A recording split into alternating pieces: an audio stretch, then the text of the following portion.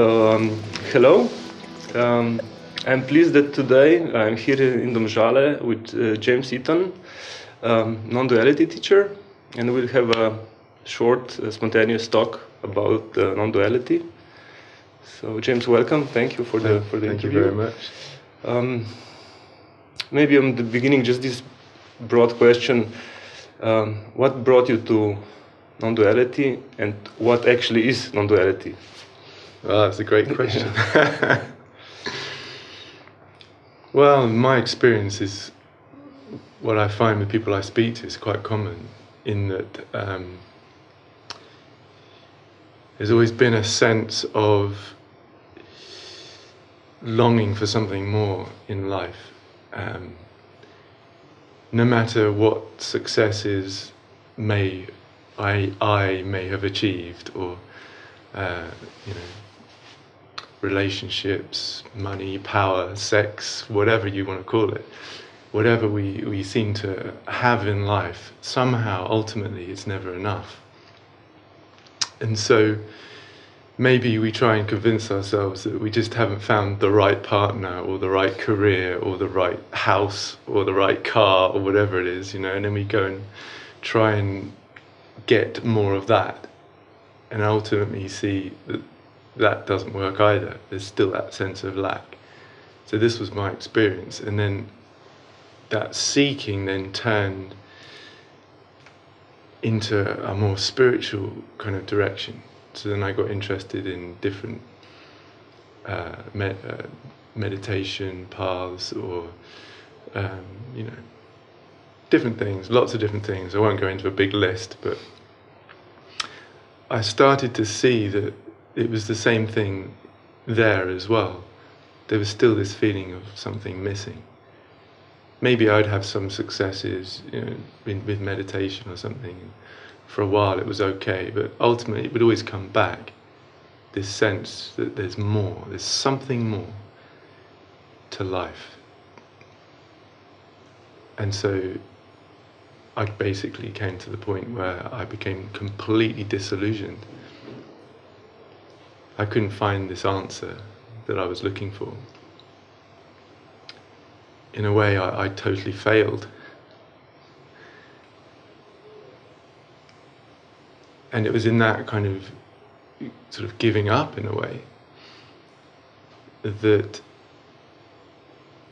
I came across this message, which is the message that I like to share, which is going back to the fundamental assumption that all of this seeking in the world and in the spiritual world was never looking into, was never actually exploring. And that's the assumption that what I actually am, the one that's doing all this stuff, is a separate self divided off from life. Moving through this outside world, making choices, making decisions, needing to get it right. So that's where I started to explore. I mean, we can do it right now, it's not difficult. I mean, you literally just say to yourself, right now, if I don't know anything, all the things I've learned about life and the way it is, if I go back to being very childlike, that kind of innocence, I don't know about the sophistication of life, then there's one thing I can say for sure, that I'm here, that I am. That can't be denied. Even if we don't know what it is that we are, we can say that we're here. We're alive. And then we can go just a little step further and say, well, what is this me that's here, that's alive? What can I say about it? Well, it seems to have a quality of knowing. And I don't mean intellectual, I don't mean, 1 + 1 = 2, knowing. I mean, knowing the sounds that we're now experiencing. The sound of breathing. knowing the sensations, those fizzy, tingling sensations of a body, knowing this image of a room. Anyone who's watching can try this right now. Knowing the screen upon which you're watching this right now. Knowing also whatever thoughts are reflecting upon what you're watching or hearing. Those thoughts are being known too. So what we're starting to see is that this, whatever it is that we are, is knowing the idea of myself, this image of legs, these intimate thoughts, these sensations, these feelings of excitement or nervousness or boredom, whatever they are, doesn't matter, is knowing all of that equally as the image of a room, the distant sounds of people in the hallway. All of that's known equally by whatever it is I am. And that's already quite a big step, because normally we imagine we are the thoughts, or we're the thoughts and the feelings maybe, or the thoughts, the feelings and the sensations. But that's all moving and changing, and it's just like the outside sounds. And it's all being experienced by what I truly am, this knowing. So already we're very quickly starting to see that the way we see life commonly actually doesn't match up to our simple experience. And we can go further and further. Where is this knowing? Most people say it's in the head. So we check it, check the head. What do you find in the head? If you check behind your eyes right now, what is there? There's a kind of throbbing, tingling mass bundle of sensation. That's what I'm experiencing. You may be experiencing something similar. What do you experience behind your eyes? Just blackness and some light shining. Yeah. Any kind of sensation or? Yeah, a little bit of heat, like coming from the body up to the head. Okay. So great. So the point is that you're experiencing something. So whatever this is, this knowing that we are, is experiencing that. So it can't be that exclusively, because it's experiencing that. I sometimes use the analogy of like a physical eye. Yeah. So if my eye is looking, everything it sees is not the eye, because the eye is seeing it. Yeah. So if you can experience something, that's not what's experiencing. It's before that. This knowing is before that. So what we discover is we can't actually find this knowing that we are. We can't find it anywhere. Just like the eye can't see itself. Even if you held up a mirror, you're seeing an image. So it's very interesting. We actually can't find this, we could call it an awareness, a knowing, a presence. You could call it a presence because it's present, it's here. Yeah. So that's already, whoa. If you've never heard this before, it's the first time you've ever heard it, that's quite something. But then we can go even further, because that's still, you ask me what's non-duality, that's still a duality. Because now we're like this awareness, we're not in a body anymore. The body is being experienced just like the world is being experienced. Yeah. But still it feels like this awareness is experiencing life. So there's still a kind of duality there. So this is like a kind of compressed version of a weekend retreat. So yeah, we can go even further, because if we take this experience now, like these flowers, very nice flowers, that Vesna, who organised this weekend, bought for us. If we look at those flowers, the normal position is I'm over here looking at some flowers out there in the world out there. But actually, what our actual experience of those flowers is an image. It's like a perception. And if you touch them, now it's a sensation and a perception, creating the experience of flowers. Now it's really important to see that, because what we're doing is we're kind of softening this hard external world out there. We're softening it down and bringing it much closer to seeing that it's made out of, all of this is made out of sensing, seeing, hearing, touching, tasting. That's what creates the experience. Yeah.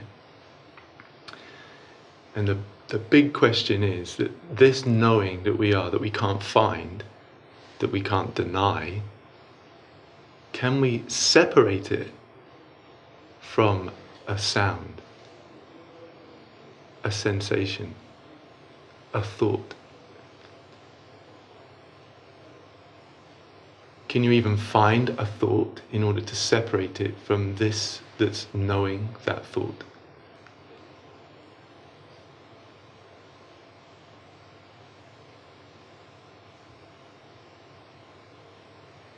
See, that extra step we're taking is we're starting to see that this world of perception that creates the experience is indivisible, inseparable from what's knowing that experience. So this is a sort of radical step. How come we so strongly believe that this is all separated? It's just the attitude or the belief. It's a great question. It seems that it's a belief we take on. It's in our culture. In our language. Our language is based on the idea of a separate subject that acts upon a separate object. And there's nothing wrong with that. It can be a very useful interpretation. It's an interpretation of life. But we forget that we make up a language, we make up a number system, we make up this version of experience. And so it's like we live inside this conceptual idea of what life is. So we don't have to get rid of the concepts. Not at all, they're very, very useful. But what we're seeing is we're not this limited self incarcerated inside a world of concept. Actually, we are this presence that's experiencing and actually being, expressing as this world of experience. So this conceptual framework can still happily go about whatever it's doing. It's very useful. It created these technological inventions like cameras that enable us to film and watch what's happening right now. You don't need to get rid of anything. It's a subtle shift in perception when we realize that what we truly are is what's knowing and being this entire experience. So people that are watching this, you're not a limited separate self looking at a screen in an outside world. Your real body, in a sense, is the entire experience, including the screen that you are watching, including the message that's being spoken. It's all what you truly are, all of it. But it seems that when we take on this belief, like you asked in your question, as soon as we imagine we're separate, it's like we're vulnerable, we're isolated. I'm now an isolated unit from life. I'm isolated from life. I'm alienated. And that feels vulnerable. So I start to protect myself. Especially if someone says something to me I don't like. I need to protect myself. So I start building up more and more energetic layers of protection. So I reinforce continually this sense of being isolated, continually reinforcing. And so it just seems that in the way we commonly live in this world right now, it seems to encourage that belief in separation. It's in the culture. But this message is also here, which is kind of inviting us to look at that belief afresh. And as you've seen over this weekend, that can be challenging, especially when we start to feel that sense of location starting to loosen. All sorts of fear and kind of resistance can start to come up because we feel like we're being threatened. So really it can seem quite courageous at the beginning, because you're opening up to maybe feelings that you've commonly suppressed or denied or numbed yourself from experiencing. And it seems that some people, when they start to hear this message, they just sort of bounce off it. It's like it's too challenging in a way. You can bounce off it and find something maybe that's less challenging. But basically, non-duality approach doesn't give you like tools or you should do this. Basically, the opposite. It's not about doing. It's more about just observation and accepting.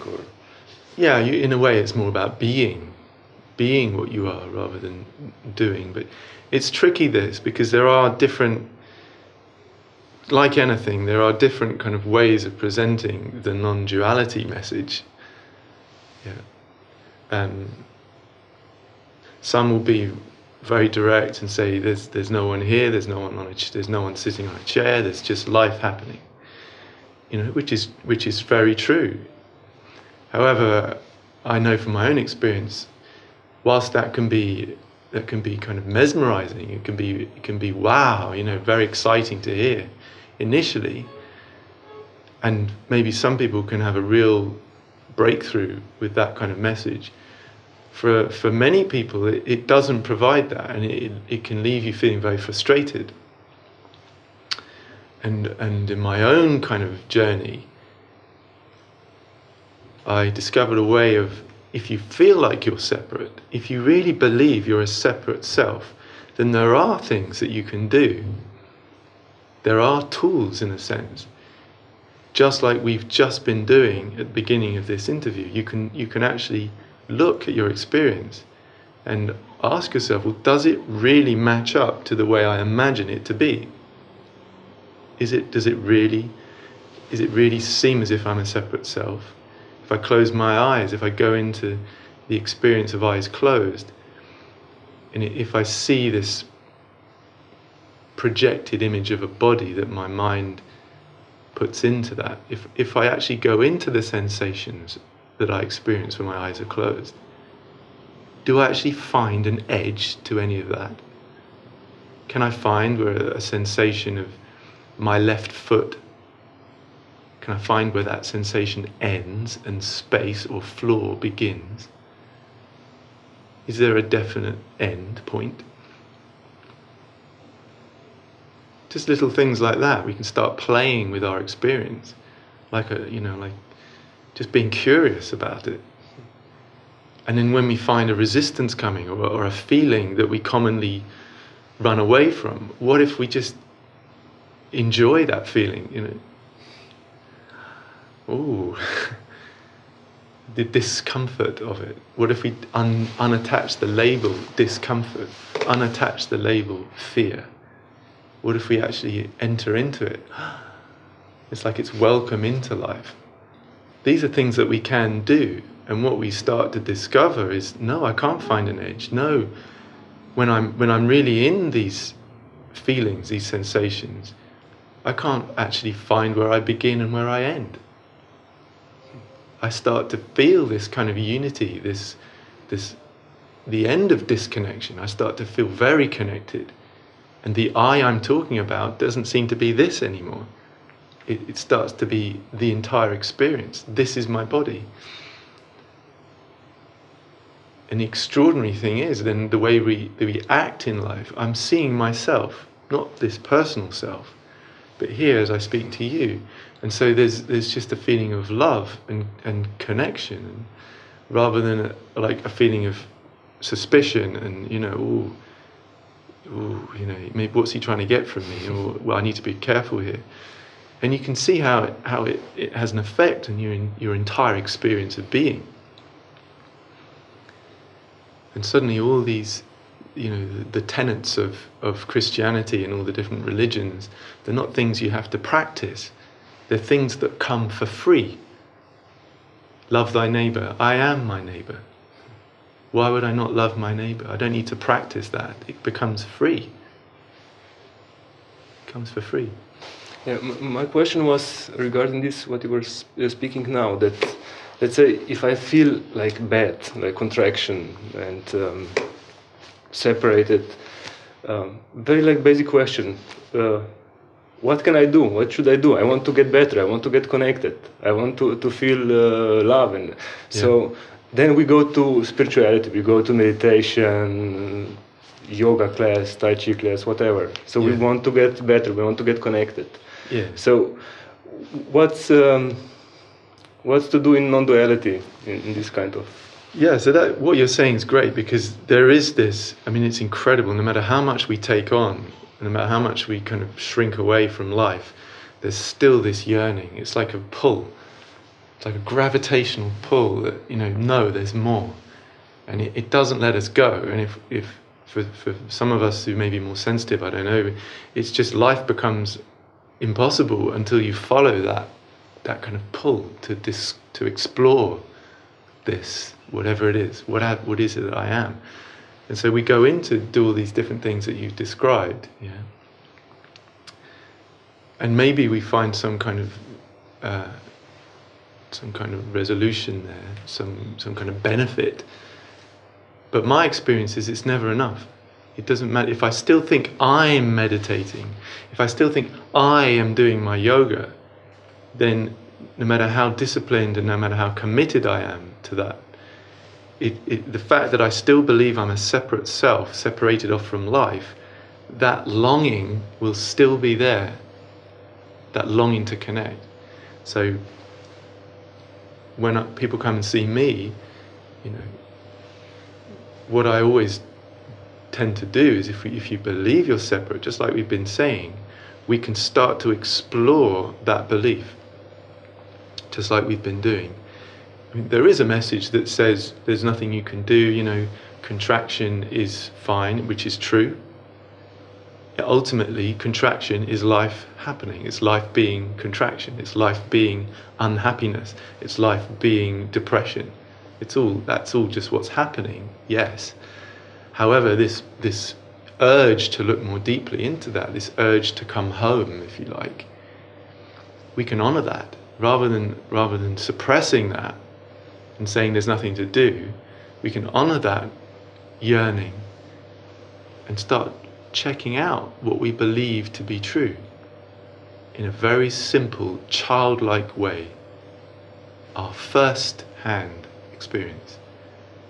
And what I mean by that is that when we really look, most of us live our entire life on second-hand experience. It's things that we've taken, knowledge that we believe to be true, that we've taken from what we've been told, what we've been led to believe, rather than what we're directly experiencing. It looks like that we very often we escape from these feelings. Like we go to yoga because we want to feel good. We want to escape from the feeling. Or we go to the meditation because we don't want to feel like this kind of feeling. And so, I see. So we're escaping from these feelings. Yeah, you see, that goes back to living life as a separate self. Because if I'm a separate self, if I feel uncomfortable, that's dangerous. Yeah, it's like we were talking about this yesterday in the retreat. But if you're crossing the road and there's a sort of lorry charging towards you, then the body, there's a discomfort in the body, and it's saying, get the hell out of the way because you're going to die, you know. And it's very useful. So you get out of the way. It's like it's a fear reaction. And then we've appropriated that same mechanism psychologically. So when we feel discomfort, we psychologically now we say, oh, this is dangerous. We need to escape. We need to get rid of this. That's what the separate me, that's how it operates. So we look for a way to escape. And normally the escape is into thinking. So we start thinking, you know, oh, how dare they do this to me? Oh, I need to reassert myself. You know, I shouldn't take this from them. They always do this to me. You know, it's like all that stuff. It's escaping the feeling. Or we could maybe people that drink or take drugs or whatever compulsive behavior to try and numb that dissatisfaction, that dis-ease. Yeah. So again, this is the sort of courageousness, because what we really are, this awareness, doesn't need to escape discomfort. So actually, in a way, what we're doing is when we feel those uncomfortable feelings, we're actually going into them. We're not trying to run away from them. We're using them as an invitation to deepen into life, to come beyond the surface. So whether it's nervousness or embarrassment or shame or guilt, whatever it is,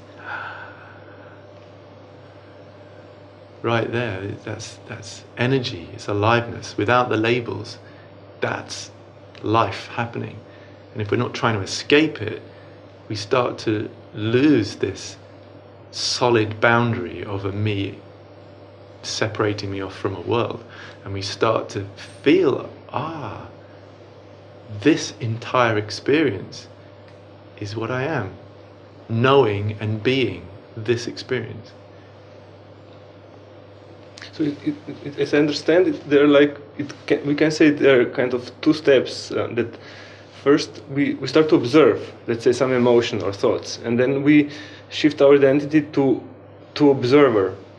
And what can happen in many spiritual paths, that then you're identified with the observer, and you're stuck there. Yeah, very observant. So I think non-duality wants to transcend that, and also not to be stuck in observer, but to have one field of experience. Yeah. So actually not to put yourself on one space. That's it. So different people talk about it different ways. You know, some people, you've talked about a kind of sidestep there. Yeah, some people will go straight there. Yeah, and we can do that too. But I've found that when you go straight there, that can cause a lot of confusion. It works for some people, but for others, that sidestep, into being like the classic witness, the observer of life, seeing that the thoughts and feelings that I took to be myself are witnessed just like the sounds in the room, just like the image of chairs and cameras and things. Yeah, and you're right, some people then get stuck there, and they identify themselves as this kind of ethereal witness that's kind of experiencing life out there. But you see, that's still duality. And what you'll discover is that the longing will still be there. The feeling that this isn't enough, the feeling of lack will still be there. It doesn't go away. So, because it's incomplete, it's still a duality. You're still longing for connection. So that's why we then talk about that second step, which is back into life. It's like coming from this witness, this ethereal witness, and then coming right back into life. Yeah, you're not only knowing the experience, but being the experience as well.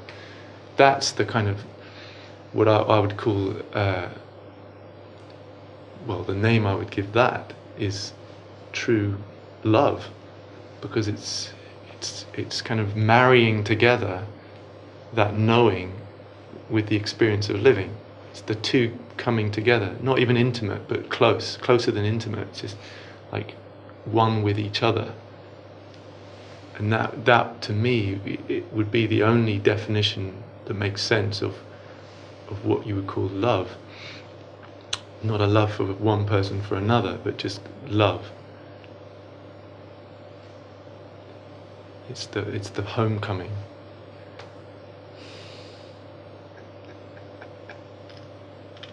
I could continue with the thoughts and say, yes, I have this again. I have this period when I feel this love, this non-separation, unity, and then I have a period when I go totally down, when nothing is clear, I feel separate. But as I can listen myself, I see that this is assumption that there is still I who is experience. So I'm not still not making this shift to see that I actually I'm not I.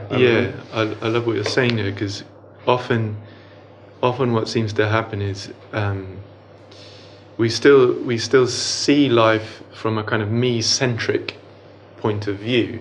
So it's me having these kind of openings into something much greater, if you like, more immense.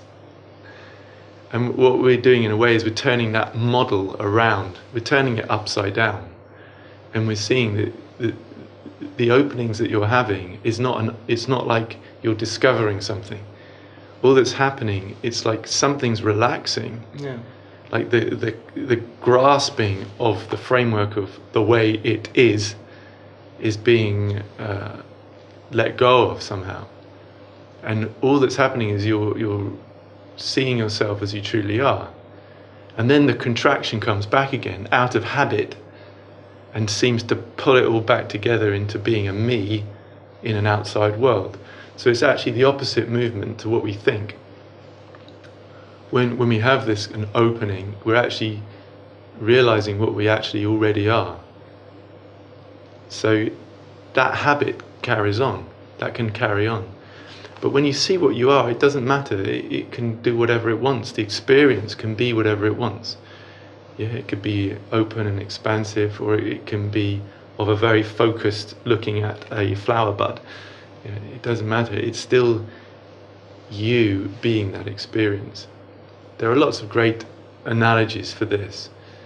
The oldest is the ocean and the wave. So the ocean, we imagine we're the wave on the surface, but then we discover that actually with this kind of expansive ocean that's expressing as the wave. So when you think you're just the wave, there's a sort of terror in that, of disappearance, of the wave crashing, But then you see that the wave is the surface layer of the depth of the ocean, which never moves, never shakes. Even when there's a tempest raging on the surface, the ocean is still. So when we turn our life around like that, it doesn't really matter what the experience is anymore. Because we know ourselves to be that ocean. Or the sky which clouds move through. Thought clouds, feeling clouds, experience clouds moving through. But none of them ever scratch the sky. The sky is always there. So that's why, in a sense, all we ever do in these meetings is one thing only. It's just coming back to what is it that I really am right now.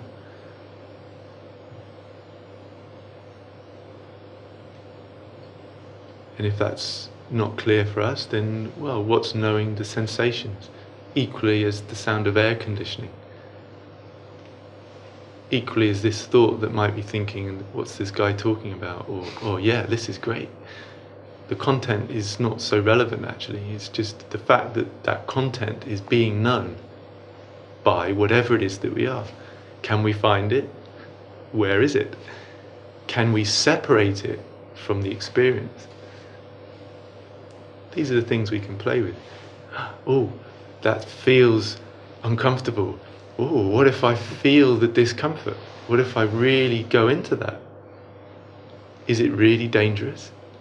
Is there really danger there? Do I disappear? Is there something really to fear? We're just sitting on a chair. There's no poisonous snake coming towards us, and there's no reason to fear. So even fear is welcome.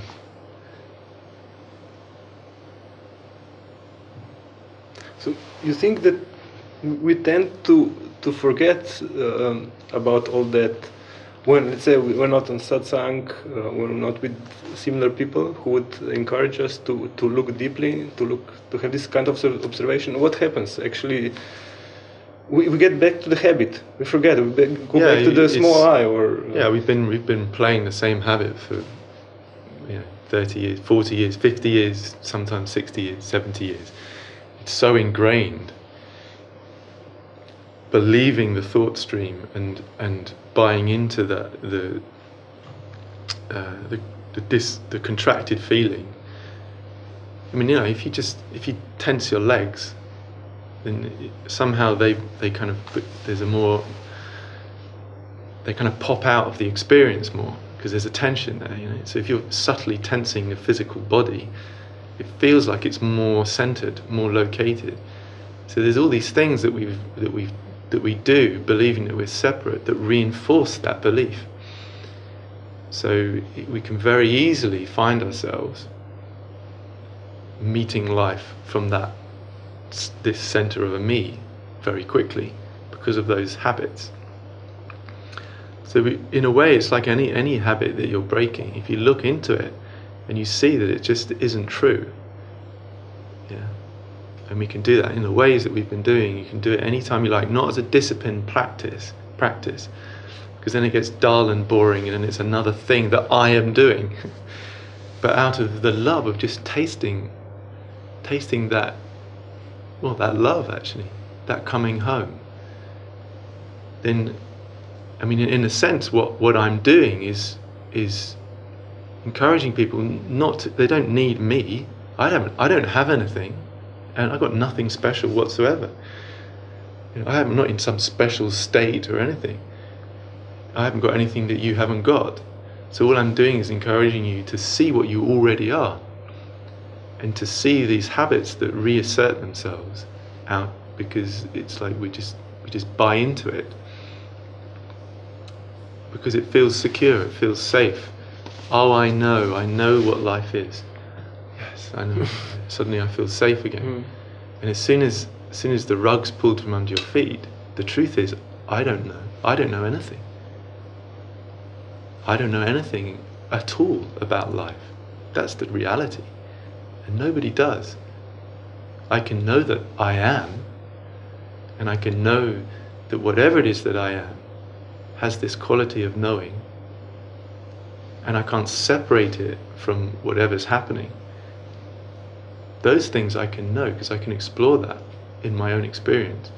But why this is happening, why it appears the way it appears, why the thought that comes that I'm separate and that whole game plays out, why the message comes that reveals that it's not true, and then there's a return to the home that we actually never left. Why any of that plays out, I have no idea. And neither do I need to know, because I am that whole play.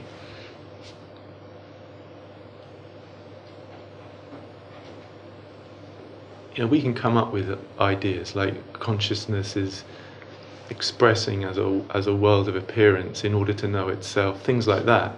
But you see, they're just ideas. They're more ideas. They're nice spiritual ideas. But the truth is, before we go into thoughts to kind of package life, who knows? Who cares?